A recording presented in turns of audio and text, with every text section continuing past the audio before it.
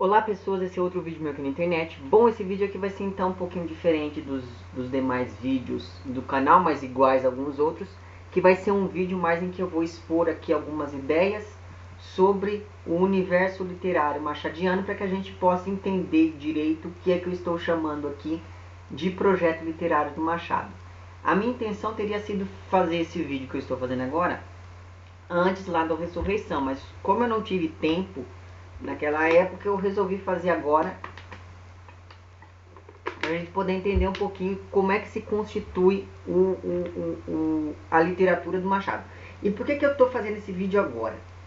Porque os próximos dois vídeos vão ser sobre o Memórias Póstumas e o Dom Casmurro. Então é muito importante que a gente entenda bem como que é esse projeto, para que a gente possa poder analisar ele dentro dessas duas obras do Machado, que para mim serão as duas obras mais difíceis de falar aqui para vocês. Bom, então, antes de eu entrar de vez no Machado, no projeto machadiano, eu gostaria de comentar um pouquinho para vocês o que vem a ser o realismo como a gente conhece aí. Por quê? Porque muita gente fala que o Machado de Assis era um escritor com uma fase romântica e uma fase realista. Vou tentar aqui nesse vídeo provar porque que isso não é verdadeiro. E vou tentar também provar o que? De que a gente não pode pensar no Machado como um escritor simplesmente realista ou simplesmente romântico em um ou outro momento. Ele se apropria de vários elementos durante toda a sua obra, elementos inclusive que só os modernos é que iriam trabalhar ao longo do século passado. Enfim, e um dos grandes problemas da gente entender o Machado como um escritor realista, e um dos grandes problemas que a gente tem de um modo geral, quando se fala disso, é o que? É que a gente fala que o livro que introduz o realismo do Brasil é o Memórias Póstumas de Brás Cubas. Eu não sei se você já percebeu, mas o Memórias Póstumas de Brás Cubas é um livro escrito, teoricamente, é um livro escrito por um morto, né? Como que um livro escrito por um morto vai ser um livro realista? Eu não sei se você nunca percebe, que essas pessoas não percebem isso, mas isso é uma coisa bem complexa da gente dizer que é o livro que introduz, mas como que ele introduz se ele é um livro escrito a partir do além, né? Então perceba que com esse vídeo aqui eu vou mostrar um pouquinho do que é que vem a ser o realismo, e no vídeo sobre o Memórias Póstumas a gente vai poder discutir um pouquinho melhor onde que o realismo aparece nesse livro, ou onde ele some ali dentro, digamos.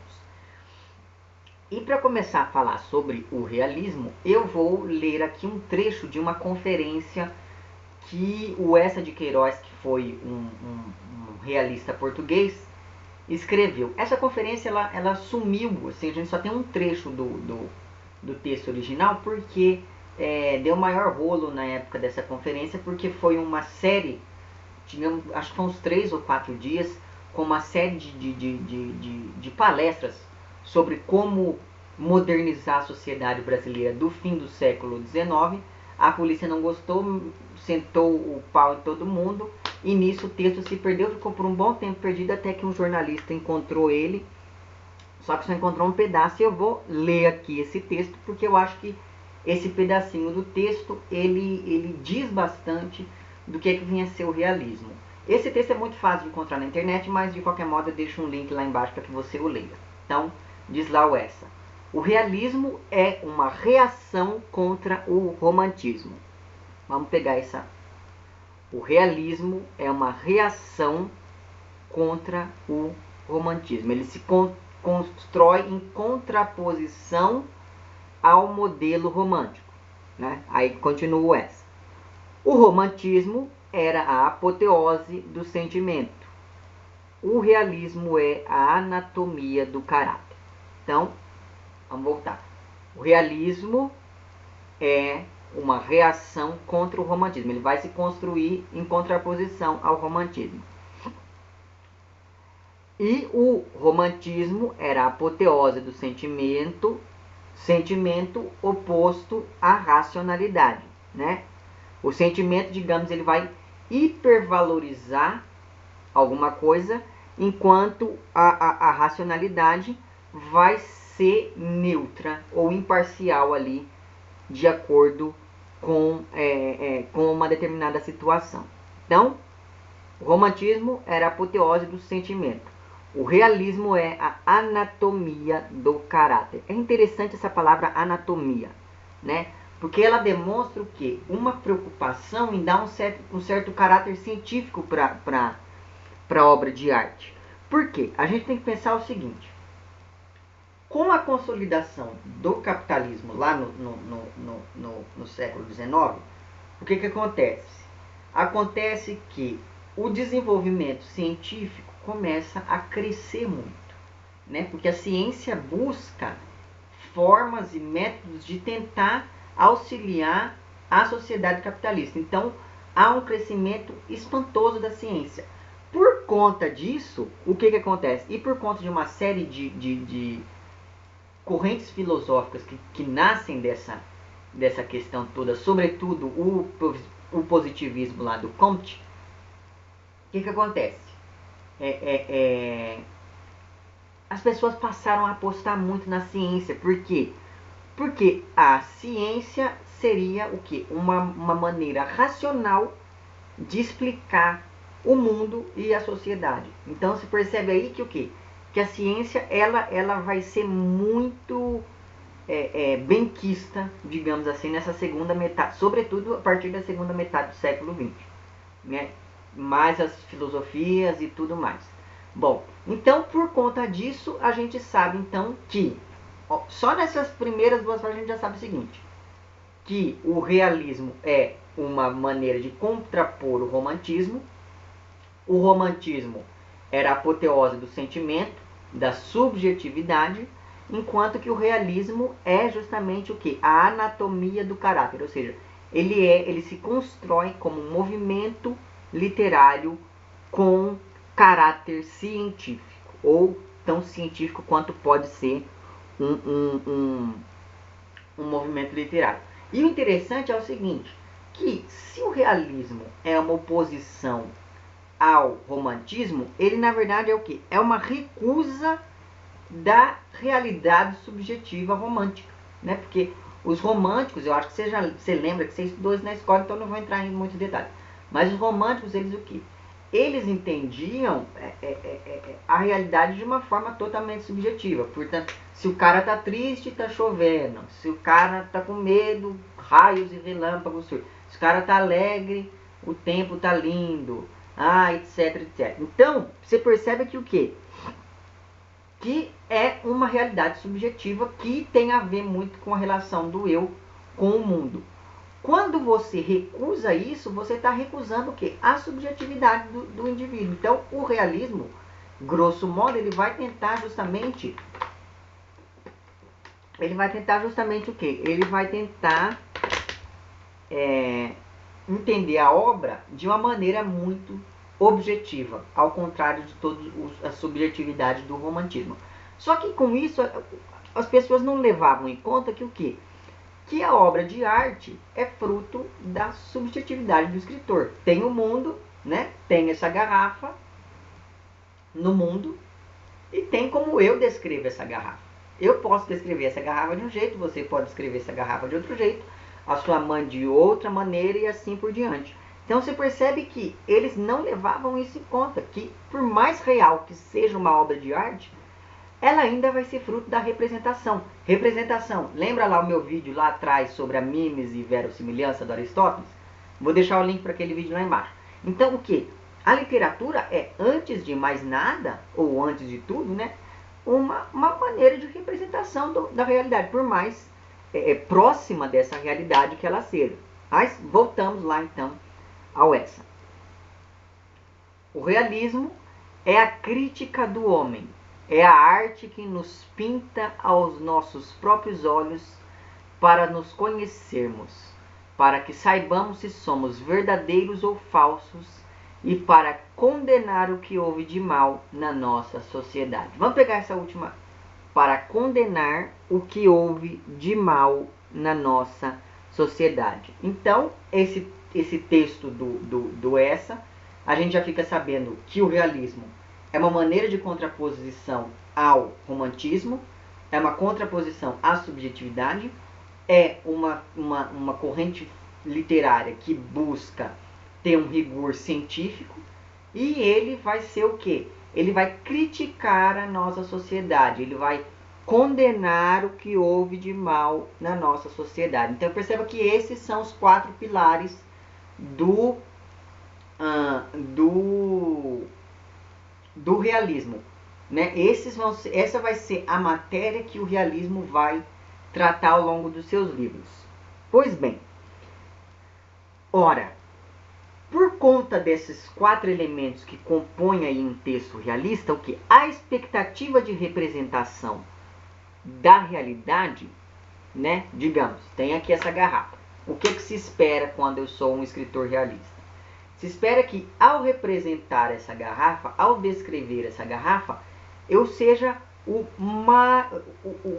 mais próximo possível da realidade. Ou seja, que eu devo aumentar o grau de aproximação entre o meu texto literário e aquilo que o gerou, nesse caso do meu exemplo aqui, essa garrafa.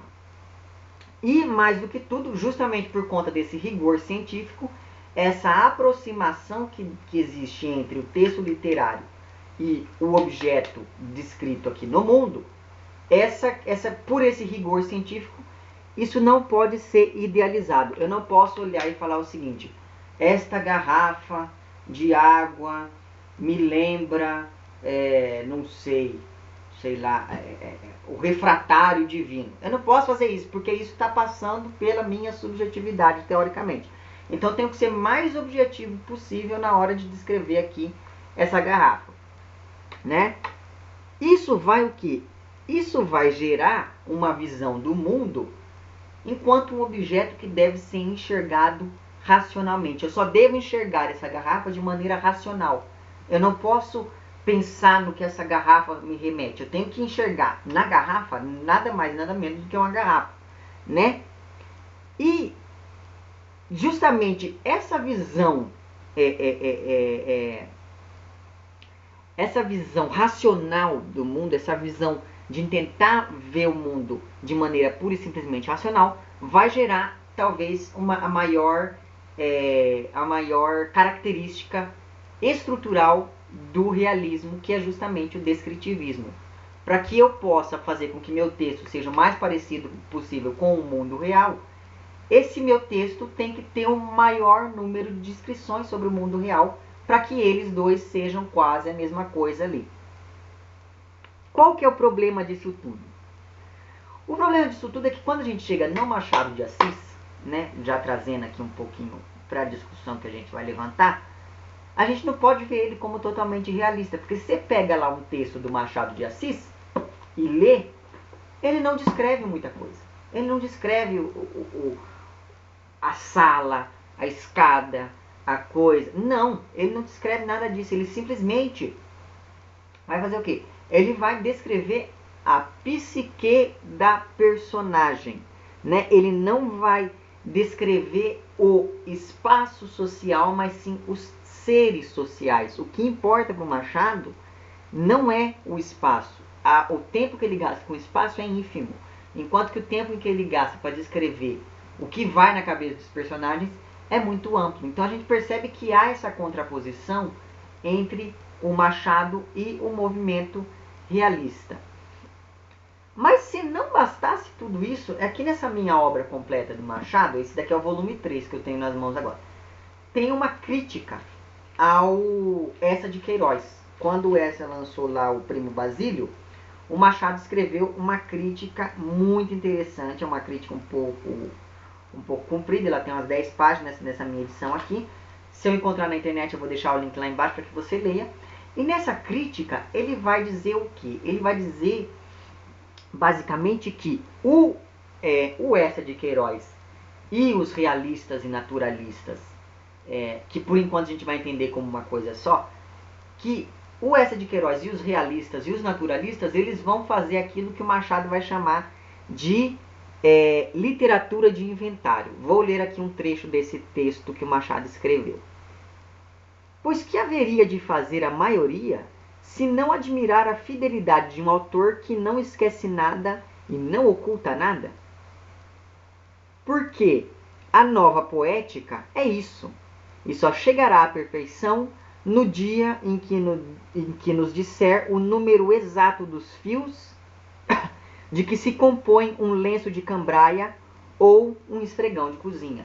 Então perceba que aqui o Machado está dizendo mais ou menos o que? Ele está dizendo, olha, o texto é muito bom e tal, mas ele não precisa ficar descrevendo muito, porque vai chegar num dia em que ele vai parar a história e vai ficar descrevendo quantos fiozinhos compõem um esfregão ou quantos fios compõem lá um lenço de cambraia. Então você percebe que o Machado, ele próprio, fez essa crítica. Essa é uma das críticas que ele faz. Se você pegar a obra dele, você vai enxergar várias outras críticas, né? Então ele, pessoalmente, ele já faz essa crítica ferrenha à questão toda do realismo. E daí então a gente começa a entender como é um pouco problemático a gente chamar o Machado de escritor simplesmente realista, apesar dele ter algumas influências realistas dentro da obra dele. Mas aí, e agora a gente entra justamente, né, tendo visto um pouquinho do que é o realismo. Eu não me aprofundei muito nisso, porque eu acho que você já deve ter estudado sobre o realismo na sua vida. Então, tendo visto isso, essas características todas do realismo, e tendo visto que essas características nem sempre se aplicam totalmente ao texto do Machado, e que o próprio Machado critica essas características, a gente pode seguir então para o que seria chamado ali do projeto romanesco do Machado de Assis, né? E o Machado tem um outro texto que eu acho fenomenal, que é um texto que está aqui também, eu vou deixar o link para ele lá embaixo, que é um texto chamado Passado, Presente e o Futuro da Literatura, que foi lançado num jornal chamado A Marmota, né, um jornal do Rio de Janeiro chamado A Marmota, em 23 de abril de 1858. Olha o que o Machado diz nesse texto, né? Ele vai comentar, esse texto é muito interessante. Por quê? Porque nesse texto o Machado ele vai comentar uma série de obras que entraram já no cânone da literatura brasileira. Ele vai, quando ele está comentando o Uruguai, que é um texto do Basílio da Gama, ele vai dizer o seguinte: se o Uruguai não era puramente nacional, ao menos não era europeu. Não era nacional porque era indígena. E a poesia indígena não é a poesia nacional, porque os seus costumes não são a face característica da nossa sociedade. Então perceba que lá no texto da crítica ao Essa, ele vai criticar o realismo. Aqui ele critica o romantismo. Por quê? O romantismo, sobretudo o romantismo no Brasil, ele tinha muito dessa coisa de descrever a questão indígena. Lembra lá que o romantismo teve 3 grandes momentos: o indianismo, né, a fase urbana e a fase regionalista. Então perceba que aqui, o que o Machado está dizendo? Que no limite, você não deve dizer que um texto é brasileiro só porque ele tem um índiozinho perdido lá, ou só porque ele tem uma florzinha, ou só porque o passarinho bonitinho. Não! O que ele diz basicamente é o quê? É que não é isso que faz um texto brasileiro. Porque a maioria dos brasileiros não vive com isso. Sabe assim? Ah, o índio, a natureza, blá blá blá. E o cara que vive na corte, então ele não é brasileiro? Então perceba que o Machado, em 1858, ele já dizia isso. Só que o mais interessante de tudo desse texto é que, se você for ver bem aí, o Guarani do Alencar, que é o suprassumo ali do indianismo, é, se não me engano, de 57. Um ano antes o Guarani era lançado, e um ano depois o Machado já faz essa crítica a isso. Ou seja, ele já estava pensando, ele já estava começando a perceber que não era bem por aí que devia funcionar a coisa. Que o que descrevia a brasilidade de um texto não dependia só dos elementos da natureza que constavam nesse texto. Por quê? Se a gente for pensar bem, você pega um romance romântico brasileiro, você pega aí o Iracema é totalmente descritivo. Eu não sei se você já percebeu isso, né? O romance romântico brasileiro, ele já tem essa qualidade do descritivismo que os realistas europeus trabalhariam. Por quê? Porque o romance romântico brasileiro, ele era pensado como um objeto artístico articulado com a construção daquilo que eles chamavam de identidade nacional, ou, como o Machado vai chamar aqui no texto, de cor local. O que isso quer dizer? Isso quer dizer que eles queriam, através do texto, mostrar o que era o Brasil. Para eles mostrarem o que era o Brasil indígena, eles iam lá e descreviam a floresta, descreviam a flor, descreviam o índio, descreviam tudo. Você pega o Iracema, é assim. Você pega o Ubirajara, é um livro louco, por quê? Porque tem edições que tem até notas de rodapé que o Alencar coloca, como que tentando dar um ar meio científico mesmo para o texto. Então perceba que o romantismo brasileiro, ele já traz muito esse elemento da questão toda do descritivismo, só que ele acrescenta a questão da subjetividade que o realismo iria ali pôr de lado.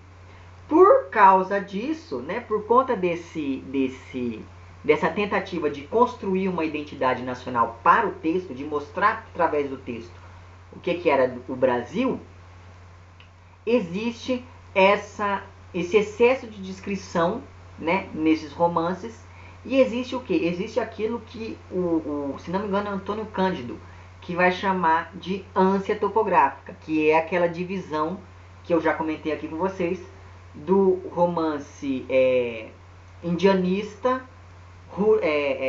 urbano e qual é o outro? Regionalista. Então você percebe que há aí essa questão toda, né?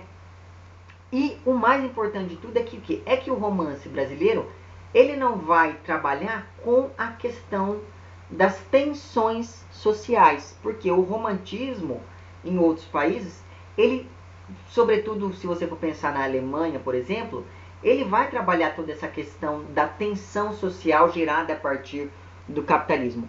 Aqui isso não acontece, justamente por quê? Porque apesar do Brasil estar importando técnicas capitalistas, o sistema ainda era muito voltado para a questão colonial, sobretudo por conta da escravidão, né? Então perceba que aí, nesse texto de 58, o Machado já começa a tecer aí a sua crítica ao romantismo. Mas tem um texto dele, que eu vou deixar o link lá embaixo também, que é um texto de 73, num jornal chamado Novo Mundo, que para mim é um texto que, se você lê ele, você entende o que é o projeto machadiano, que se chama Notícia da Atual Literatura Brasileira, Instinto de Nacionalidade. Nesse texto, o Machado vai dizer lá, vou ler aqui o texto.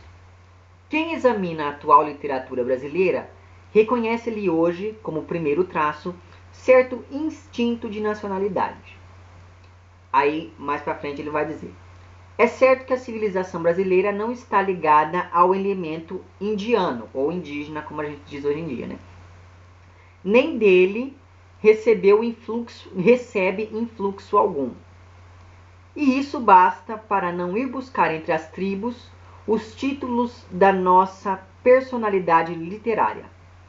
Mas se isso é verdade, não é menos certo que tudo é matéria de poesia, uma vez que traga as condições do belo ou os elementos que ele se compõe. Então perceba que o Machado aqui está dizendo que, olha, eu reconheço que existe o elemento indígena, né, na formação da história brasileira, mas é um elemento que a gente não tem muito contato, né? Se um elemento que não tem muito contato com o brasileiro, como que esse elemento pode definir o que é Brasil e o que não é Brasil, sendo que a maior parte dos brasileiros não vive esse elemento, né? Apesar disso, eu reconheço, diz lá o Machado, eu reconheço que é possível trabalhar com isso, porque qualquer coisa é passível da literatura. Continua então Machado.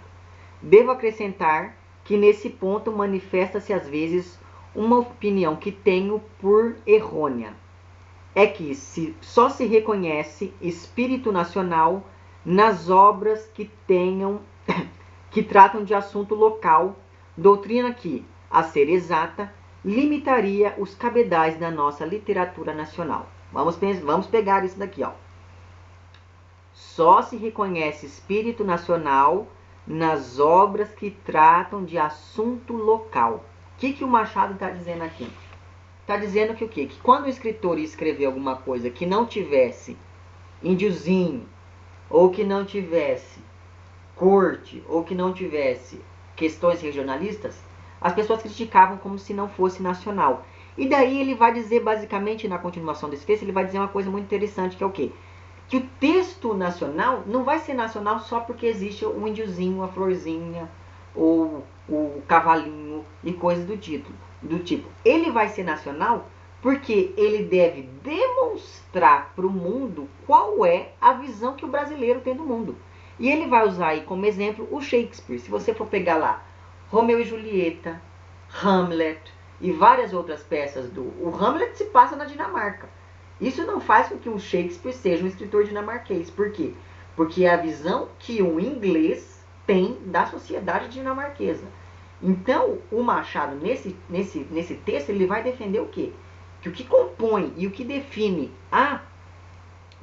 o instinto de nacionalidade de um texto literário é justamente o quê?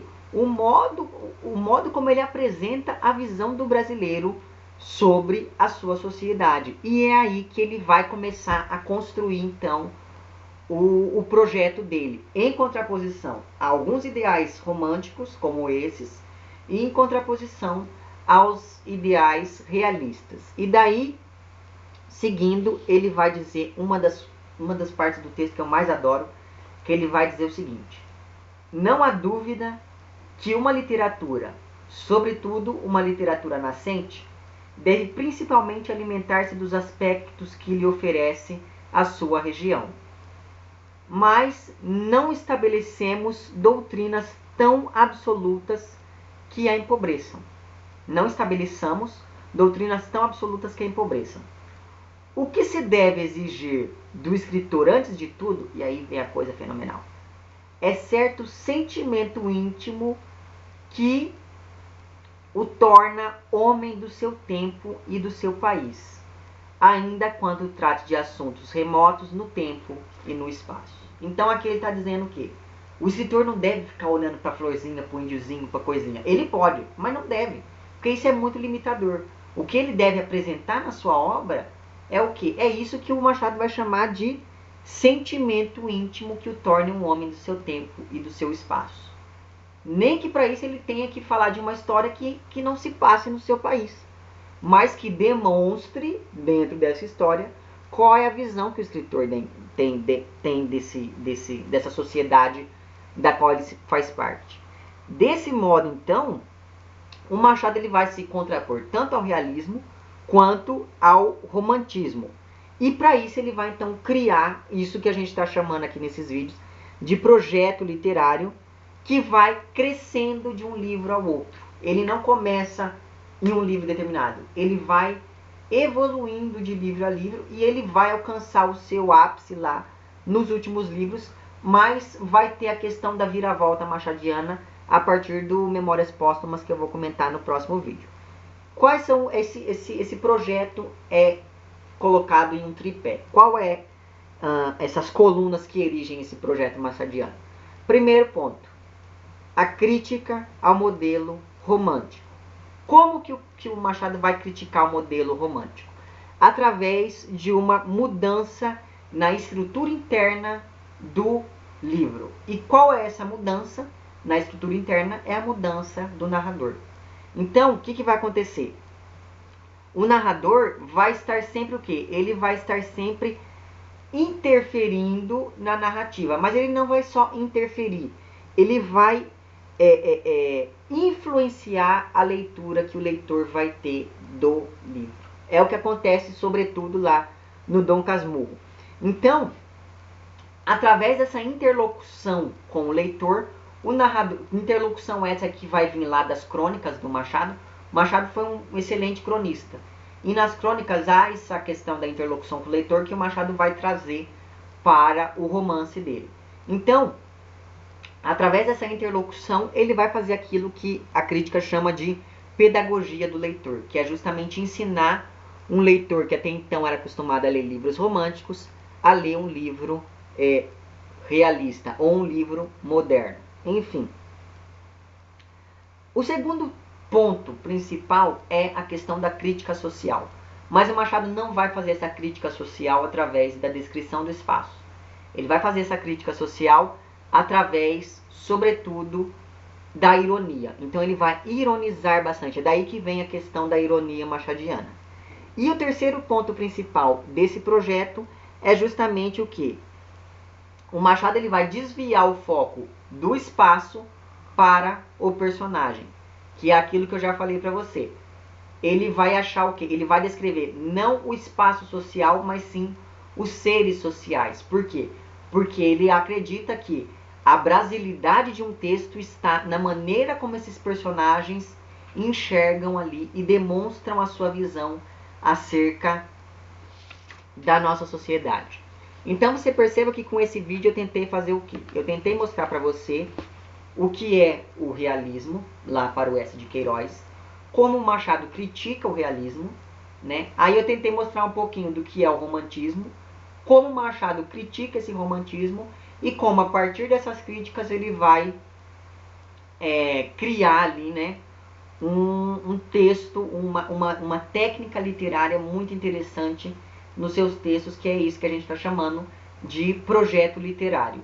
E esse projeto vai ter como tripé a crítica social através da ironia, a mudança na descrição do espaço para o personagem, para a psique do personagem, e principalmente a interlocução do narrador com o leitor, para que através disso haja a destruição do romance romântico e uma interferência no modo como o leitor vai ler o seu livro. Eu vou deixar todos esses livros, esses textos que eu citei aqui, eu vou deixar links lá embaixo para que você leia. Leia porque eles vão ajudar bastante você a entender um pouquinho do Machado. Caso você aí vá fazer alguma dessas provas de vestibular que caiam os livros do Machado, eu acho interessante você ler também para que você possa entender um pouquinho. E o mais importante, não pense que esse vídeo foi uma aula sobre Machado de Assis, ou sobre romantismo, ou sobre realismo. Eu passei de uma maneira bem rasteira sobre cada um desses assuntos, só para a gente poder ficar entendendo melhor o que é o projeto, para poder entender um pouco desses dois últimos livros desses dois últimos romances que eu vou falar do Machado, certo? Era mais ou menos isso que eu tinha para dizer. Então, se você gostou do vídeo, não esqueça de curtir e de compartilhar. Caso não tenha gostado, não esqueça de dizer lá embaixo que não gostou. Se você está inscrito no meu canal, muito obrigado pela sua inscrição. E caso não esteja inscrito, se inscreva também lá embaixo. É isso então, um abraço para vocês todos, até o próximo vídeo. Tchau!